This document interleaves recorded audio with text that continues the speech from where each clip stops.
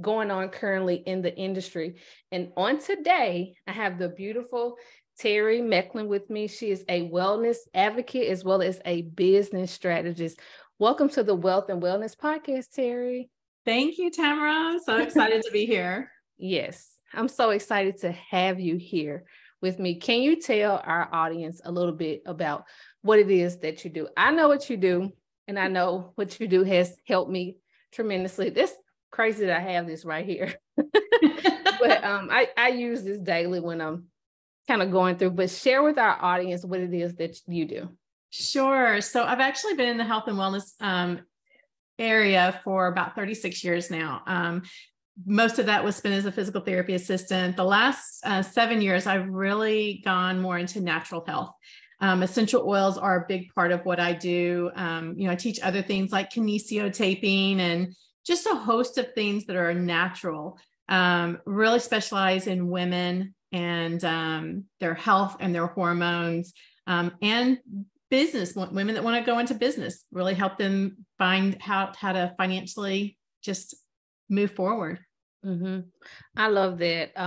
Me being introduced to some of the products that you offer has been very beneficial to me. I keep saying for the longest, I need some more, and I truly do.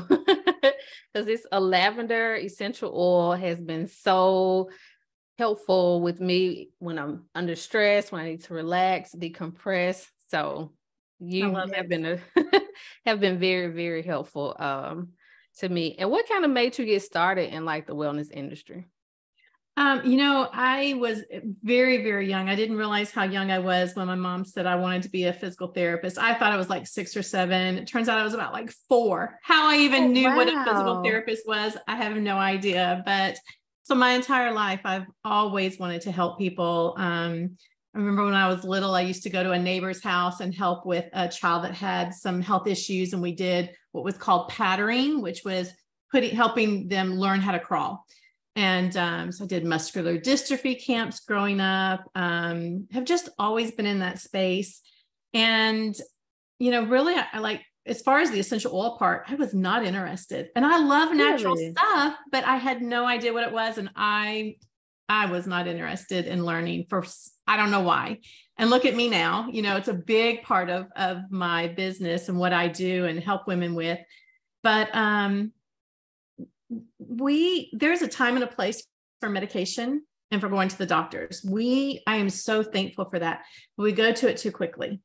And so I've always come from a more of a holistic direction of just do what you can naturally. And then you save that medical time and the expense for when it's really, really needed, because there's so much negative that comes with medication and that whole route. So I've just always been drawn to helping people though. Yeah. It's like a ton of side effects with medicine. Like I was telling my daughter when I had to get my wisdom teeth removed, and anytime I go to the doctor and they try to give me pain medicine, I don't take it because I get nauseated and I throw up, and then they give me something for the nausea. And this is like, I don't want to take anything to take something else. That doesn't make sense to me. I used to have in physical therapy, I would have patients, they have to bring their medication list in. And a lot of patients would just bring all of their medicines in. And I can tell you many times we would have people that would come in, and at that time it was paper sacks. We didn't have the plastic bags, but a huge paper sack full of medications. Wow. Because every time you're on a medication, there are side effects. And you're right. Then they give you another medication for the side effect of that. And it snowballs into all of a sudden you're taking 10, 20, 30, 40. I think a pharmacist that I spoke recently, I think she said the average medication that most people are on now, the average number is 14.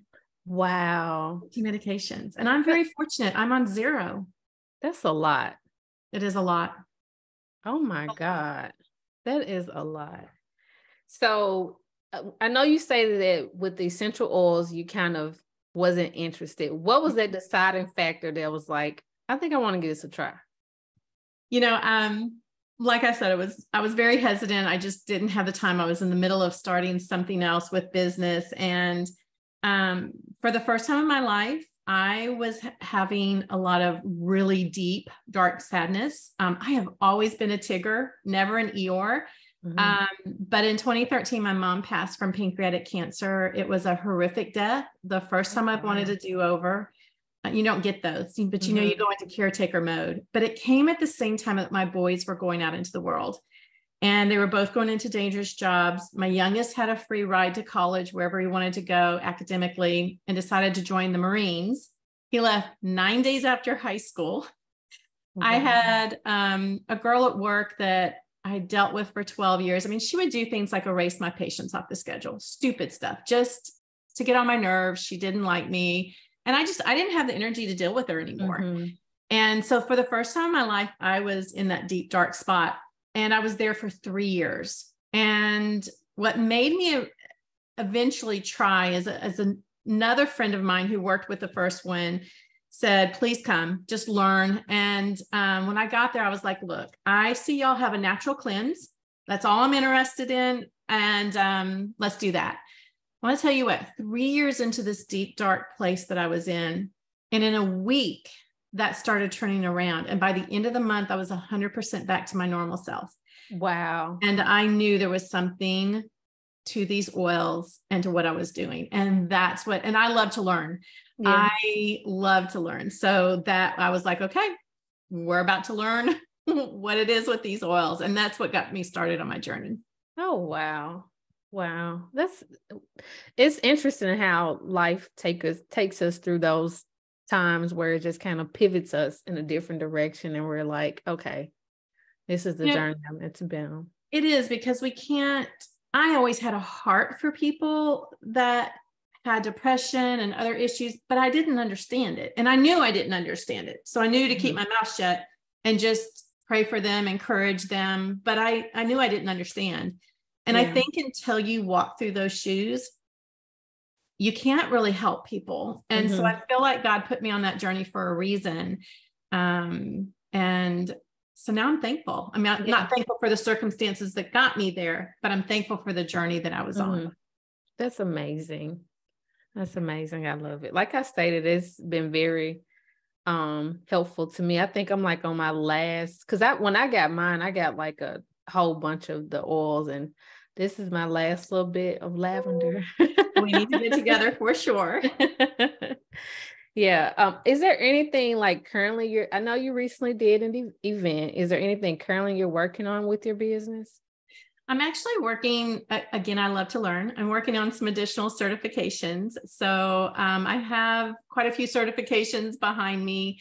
Infertility coaching, the kinesiotaping practitioner, just a whole host of things. But I'm getting ready to also do a certification on lymphedema.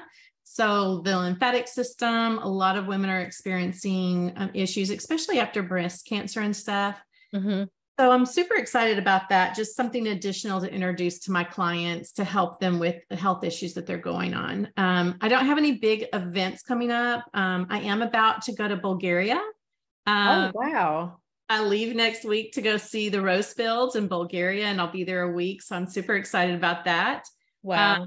And we'll be doing more conferences and events. We do continuing education classes every week. And so that keeps me busy there. Oh, wow. What was it you meant? I might mispronounce it. You said kinesiotaping. What is that? So you see it on a lot of athletes. Dr. Kenzo Case developed it. He's from Japan, and he developed in the 1970s and brought it over. You started seeing it at the Olympics, but you see a lot of athletes wear it. And it's tape that can help decrease pain, inflammation, helps with increasing movement because of that inflammation. It is phenomenal. I've used it in physical therapy for years. As I said, I'm a kinesiotaping practitioner, so I can not only teach, but I can also tape. And we're going to be offering some courses later this year so that you can actually learn how to tape your family members and can get certified in that as well. So those courses are coming up very soon. That's very, very interesting, because there's so many people that struggle with like inflammation. I remember I told you my daughter was in a car accident, and we went to the Campbell Clinic, the orthopedic place here locally in Memphis. And just to see so many people in the office, I'm like, is there this amount of people like seriously injured with bones? And it looked like an emergency room. It was that many amount of people in there. And my mom just kind of said the same thing because she suffers from inflammation in her knee. They've instructed her to have surgery, but she doesn't want to. And it's just like, I'm starting to hear of it more and more of people that are struggling with inflammation in their bodies. Inflammation is a huge thing, and it's a major marker as far as other things that are going on in our body. But there's so much natural that you can do between the essential oils, other natural things that you can do, the kinesiotaping.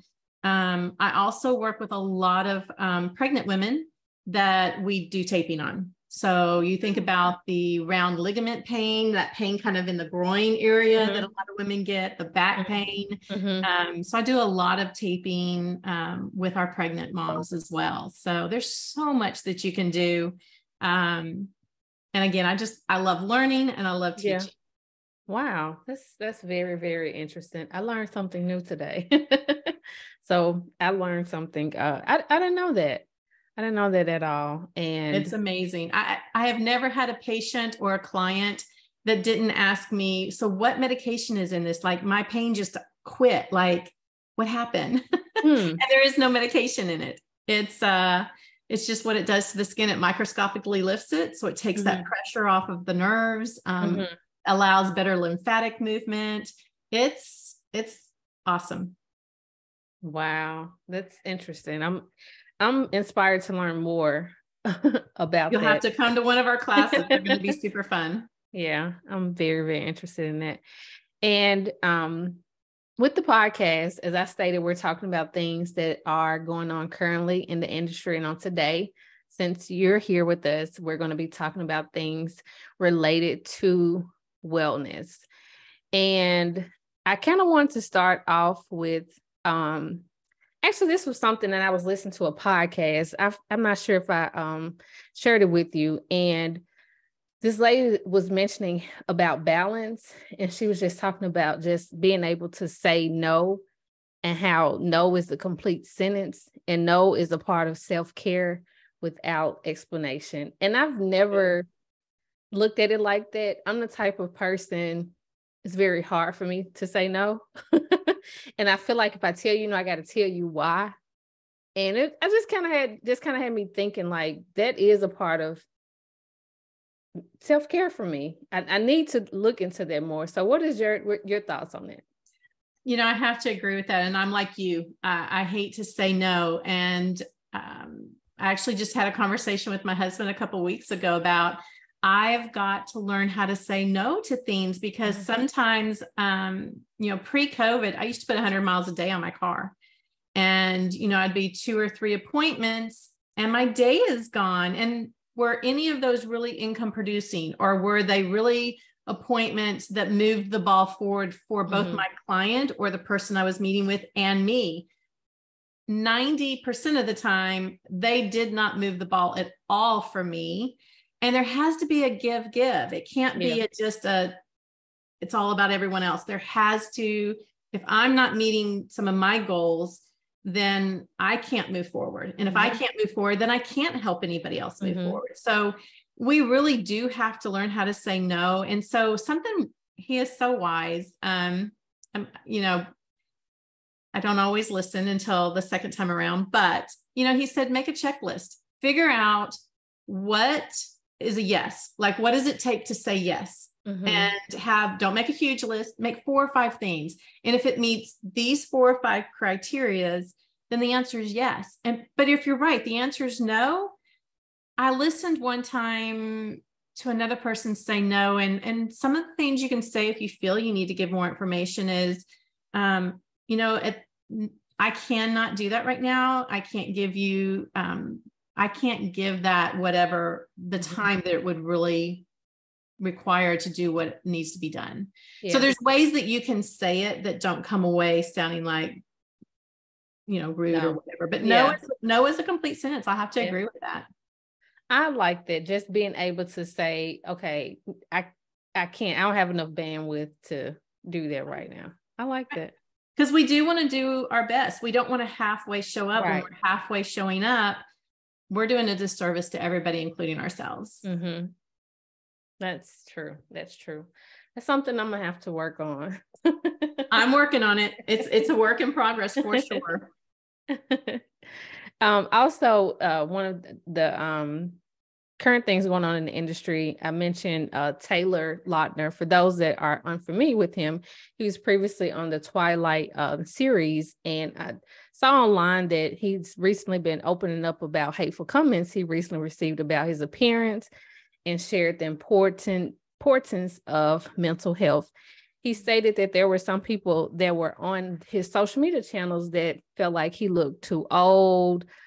He wasn't aging properly. Some people even stated he looks like old broccoli. And he stated that he's in a different place right now.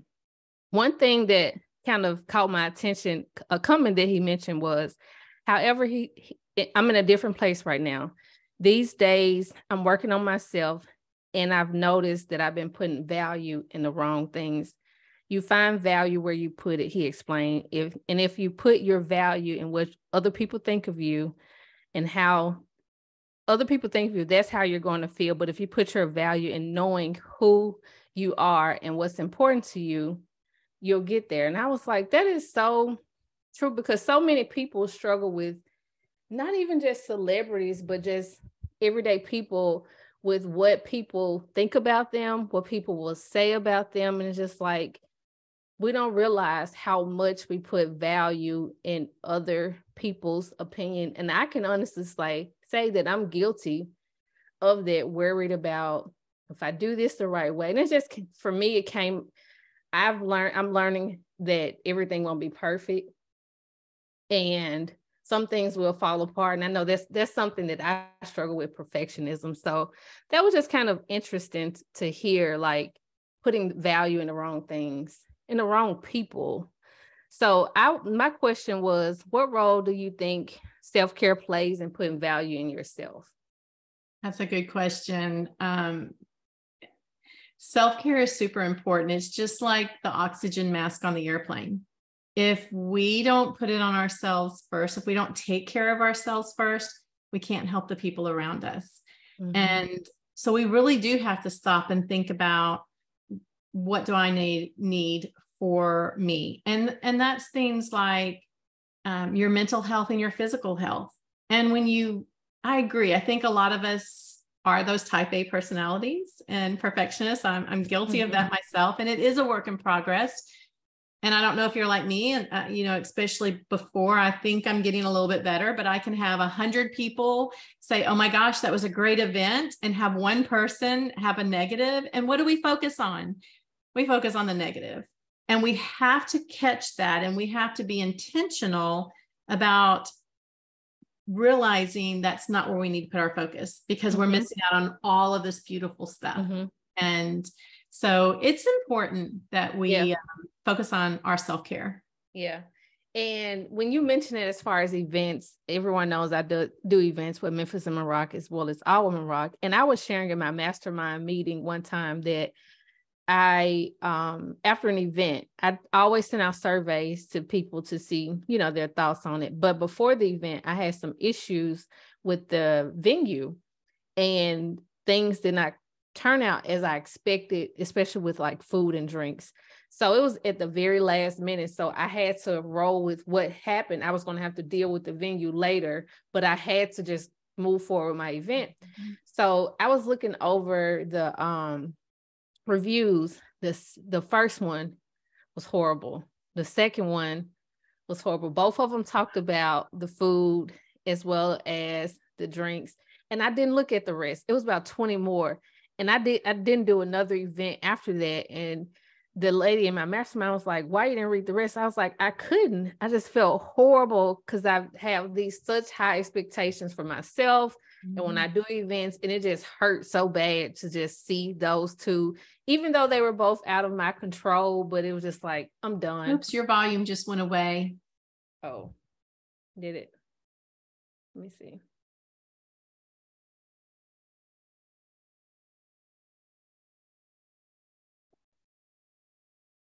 Can you hear me now? Yep. Okay. I took the thing out. But yeah, it was hard for me to see it. I didn't even want to read the rest of the reviews because of, I guess you could say, perfectionism. Yeah. It's hard. And when we do our best, and you knew the behind the scenes, they didn't. And so it is super hard. And I think we have to give ourselves grace, and we give everyone else a grace around us. We don't give that to ourselves a lot of time. And it's something that has to change. Yep. That's one thing that I've been focusing on. I mentioned this a lot, this book by Jenny Allen about, I forget it. I might even have it up here, but I probably can't find it.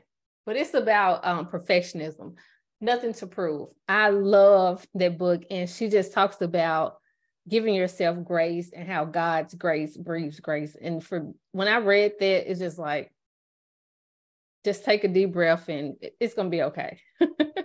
I love it. Yeah. Love it. Yeah.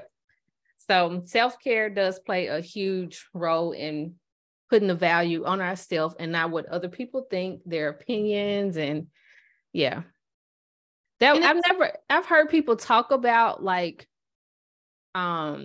not listening to people on social media, but I've never heard them say it like that. So that was interesting. Yeah, that is very interesting. And I think it's another reason that we need a group of people around us that are encouragers and that really know who we are, because we need to be able to go back to them. I mean, I use my husband as a sounding board because I'll be griping about the one thing that went wrong. And it takes those other people to remind you, okay, great. Yeah.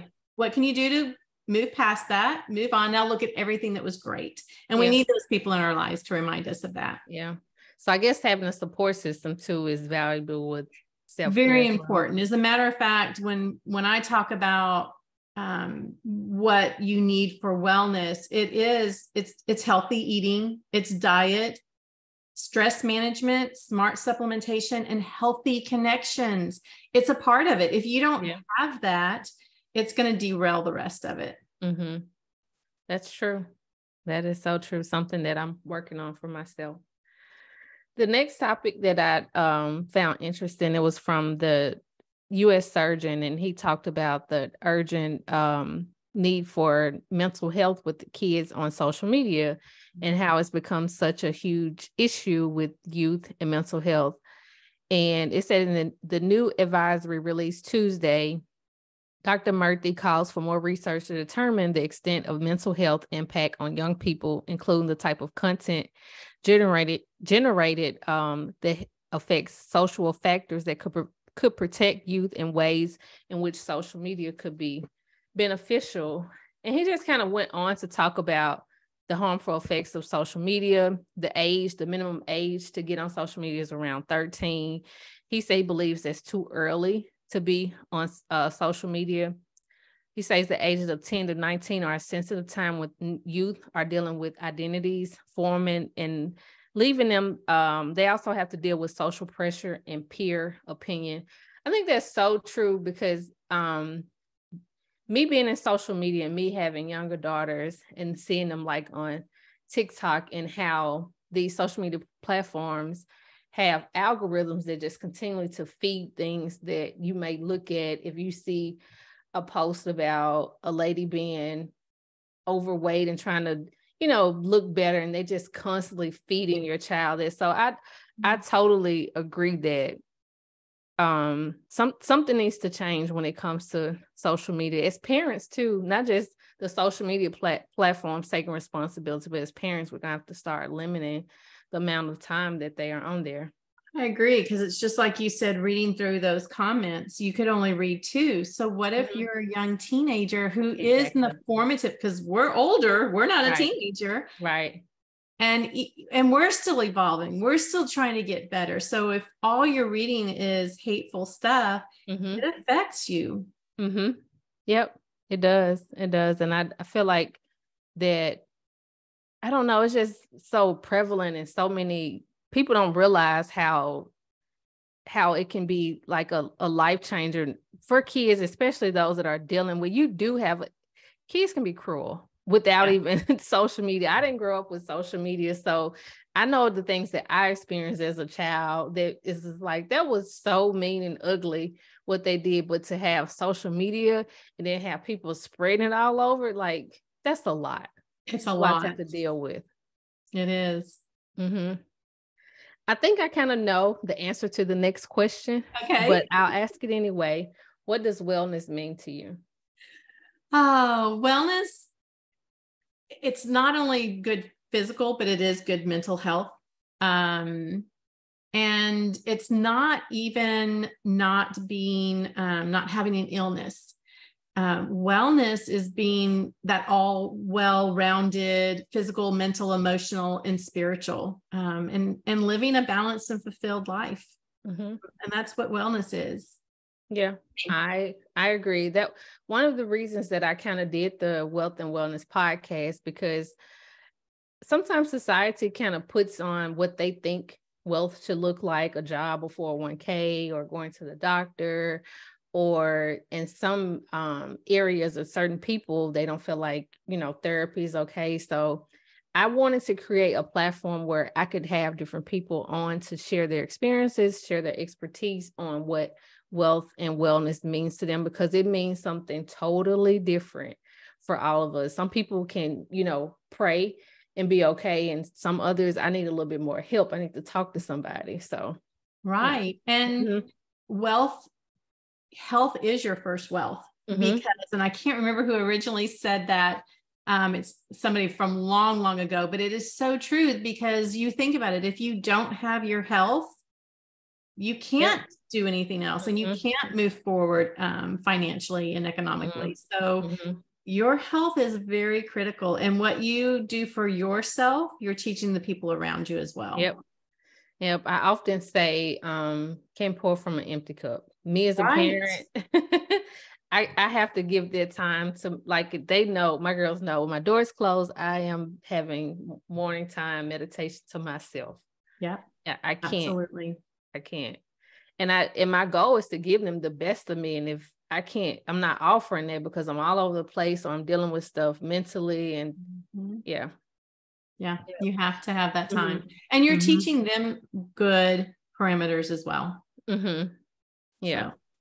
Yep. Actually, I saw my oldest daughter. I thought something was wrong with her. I think it was yesterday, but she was outside just reading her devotion. I was like, this is helping. That is awesome. See, they're learning. They're learning from you. Yeah. Yep. So another thing that I was listening to, actually I was listening to a sermon, a pastor talking about mental meltdowns. And this is something that I never thought about doing. I've always been a church. I, pray, but when crises tend to come up in my life, sometimes prayer is not always just that. I'll just be honest, like back in October, November, I went through one of the most traumatic experiences of my life. And I couldn't do anything but I was just numbing myself. I tried journaling. I've always journaled. That wasn't working because the thoughts I was writing down, I feel like it was getting worse and worse. And I would, still would be praying and reading my Bible, but it was just still like, I don't know how to handle this pressure I'm under right now. And he mentioned in the sermon that we need a strategy when we're under pressure. So I wanted to know, like, do you have a strategy, like when you're under a lot of pressure, kind of going through certain things? Yeah. And I think you hit on two of the things that I always love. And first is in going to prayer and journaling. Those can be so helpful, but you're right. Sometimes that isn't, we need more. So having other things that you can do, that's one place where essential oils do come in. They do work with the brain. So they work through the limbic system, starts here, goes into the brain, works with the amygdala, which is the seat of emotions. And it really does affect that in a positive way. So finding other tools, and they're just tools. There's multiple tools: prayer, journaling, something like the essential oils, mindfulness, where you're meditating, finding a support group and a group of encouraging women that can come around you, or men and women that can support you. So there's many different things. And I think it depends on the situation as to how much of that you layer in. But yeah, breathing techniques, exercise is another. People don't think about that when they're under stress. But when you're exercising, you're producing endorphins, and endorphins are going to calm the mind down, making sure that you're getting good sleep. If you're not sleeping, your body's not repairing, and you can't get rid of the stress. Yeah. So there is a whole list of things, and you just kind of have to tap into what is right at the moment. Yeah. For me, that what kind of helped and is still helping me is reading and exercising. Yeah. Exercise is huge. Like I've always prayed. I've always, done my devotion, but it wasn't enough. And I guess I felt bad for feeling that way at the moment. Like you needed something more. Yep. But I never thought about that. And he also mentioned we also need a replenishment strategy, especially when people are constantly pulling at us and tugging at us, and we need to replenish ourselves. And I love that you're saying that too. And he is so right, because the word that you're using, that you've used a couple of times now, is strategy. And that means that we've thought about it ahead of time, and we know what our resources are that we can pull from. And if you don't have a list kind of made out or thought out, you're going to freeze, and it's not good. Yeah. And that was my exact response when I kind of was going through things. It was, I've watched TV, but that was the only thing that I was doing, because thinking about anything else was just like too traumatic for me. And when he said that, I was like, I've never thought about a strategy when I'm under pressure. Yeah. Something to think about now. And I'm glad you're saying this, because I hope the people that are listening have an aha moment right now and go, oh my gosh, okay, let's come up with a strategy. Because you need that. Yep. And a replenishment strategy as well. And a replenishment. That is awesome too. Yep. So the next question I wanted to present to you was, a lot of people have, and I've been around some of them, I'm not all the way, like, I guess you could say holistic, but I'm the one that, no, let me figure this out on my own. I'm just not a huge fan of medicine. That's just me. And I do truly believe, and I know, because I have an autoimmune disorder, and when stress is one of the a huge factor that aggravates it. Alcohol does, as well as sugar and caffeine. And when I knew that, and I was like, because every time I would go to the doctor, it was always giving me antibiotics. I'm like, this is not working. What is it that I'm doing that's causing this to constantly affect my health? So from that's when I kind of got interested more in holistic. Like it was after they removed my sweat glands in my right arm. And it was like, when can we do the left? And I'm like, there has to be a better way than you guys just constantly operating on me. So that's just kind of my story of how I kind of got introduced to holistic. My parents are a little old, especially my father. He has a headache. He's going to the doctor. So he's not there yet with holistic. So what do you say to people that kind of have their doubts about holistic medicine? So I totally get that. I think that, especially here in the United States, we are trained and educated that you have something wrong, you run to the doctor. Unfortunately, I mean, I'm telling you guys, I love our medical system. I'm so thankful that we have it. And the only problem is that our physicians aren't taught about nutrition. And for everything that you mentioned, our bodies can heal themselves from almost anything if you give it the tools that it needs. Autoimmune issues, the depression that I was going through, those are actually most of the time a gut health issue. That is why mine turned around so quickly. When we are in fight or flight, when we're under a lot of stress. Well, anytime we're under stress, period. Stress can be good, right? Because if that bear is coming at us, we better either run or fight. Right. But when we're under chronic stress, any stress, our gut slows down, so the energy goes to our brain and to our extremities. When we're under chronic stress, it continues to run slow, and so we're not absorbing the nutrients. Our body can't function the way it's supposed to. So we have to start reversing all of that. Our physicians are amazing, but they aren't taught that. They are taught how to mask the symptoms with a medication. And so somebody that's not ready for holistic, I just pray for them. I wish them well, but I'm not going to push what I'm finding on them. If they're open to it, they're open to it. When they realize, let's talk essential oils for a sec. If you've got a headache, taking a drop of, if your head is hurting, a drop of peppermint on your forehead, or if it's really a big deal, put some frankincense on the back of your neck or your head, versus taking something like Motrin or Tylenol, where you're going to have side effects. From the oils, it's not healing or curing, but what it's doing is giving your body the tools that it needs to heal itself. So that's true. I actually heard a physician say before that the only amount of training that they get in nutrition is like a couple of hours. And if you think about how long they go to school and that's all they get. That's it. If that much.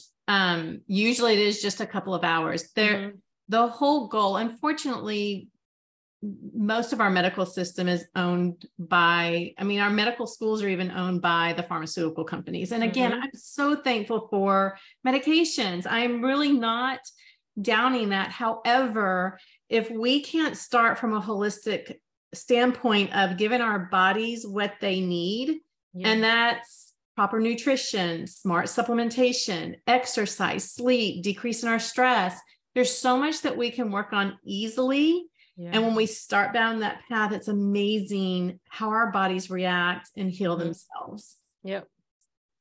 That is so true. That has been, I never was like against, holistic. It just was like, there has got to be a better way. And like you mentioned, as far as like when you're in pain or something, another thing that was, I didn't care for, I have acid reflux and I couldn't take ibuprofen, and it was just like, if you take that, you're gonna have to take this I'm not taking multiple medications for one thing. So that was another thing that I just was not. And like, I'm like you, I work in healthcare and I've always loved healthcare, but it's just some parts of it is just like, I'll tell you, I actually retired from physical therapy last year, and I had to tell my boss the reason I was retiring was I had a patient that came in. She needed total hip replacement on both hips, and because of some health issues and her age, they couldn't do it. So they told her she was just going to have to go to physical therapy and learn to deal with the pain. I knew that I had some smart, easy, natural supplements and other things that she could take that could make a huge difference in her quality of life.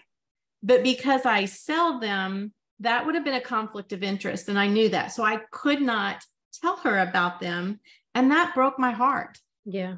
That's when I was like, okay, I love physical therapy. I love what I can do with my patients. But when I can't tell them the truth and help them with something that's natural, I'm done. I really have to. Yeah. I've got to be able to tell people what they can really do and give them the option to decide what they want to do. I can understand that.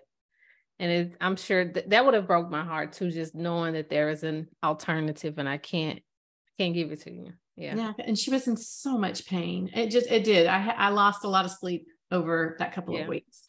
Yeah. Wow. Well, thank you, Terry, so much for joining us on the Wealth and Wellness podcast. The links will be listed in the show notes, but please tell our listeners, our viewers on YouTube, where they can find more information about you. Yeah, you can go to terrymecklin.com. I'm also on Facebook at Learning Health and Wellness. My Instagram is Terry.Mecklin. I will tell you, I'm not great at social media. I am starting a YouTube channel that should hopefully be up in the next couple of weeks. And it'll just be Terry Mecklin. And so I'm really going to start working on getting content out instead of just my small group of my 1,000+ clients. Yes. I want to start reaching more people with information. You should. You have a lot of value that you can add to a lot of us. Thank you. I'm looking forward to the YouTube channel. Thank you. So will it be you just kind of talking about things or interviews, or what's the format for it? Initially what my plan is I'll have a part that will be just about the essential oils, because I have so many people that ask questions. So that will be there, but then there'll be a section on women's health and hormones. And so it'll be on a section on pain, anti-aging, infertility to menopause, gut health. So it'll be kind of a lot of different things there where I can really give some of my expertise in that area. Mm-hmm. With the PCOS, no, I'm sorry, you said hormones, right? And that is PCOS is okay. The hormone triggered. Okay. With infertility. I'm looking to learn more about that for my kids as far as the PCOS. Be glad to meet up with you and give you more information. And it's one of the things we'll teach on. They don't have to go down that route. There's a lot of that they can do to make a huge difference. Yeah, I'm interested in, so please get that YouTube channel. I will get it started. And you will be able to reach so many more people that are interested in learning more, or possibly that didn't know that there is an alternative than what they're currently doing or experiencing. So thank you so much for being a part of the Wealth and Wellness podcast. I was so grateful to have you here with us. I was glad to be here. And thank you so much for the invitation and all that you do in empowering women. I appreciate you. Thank you.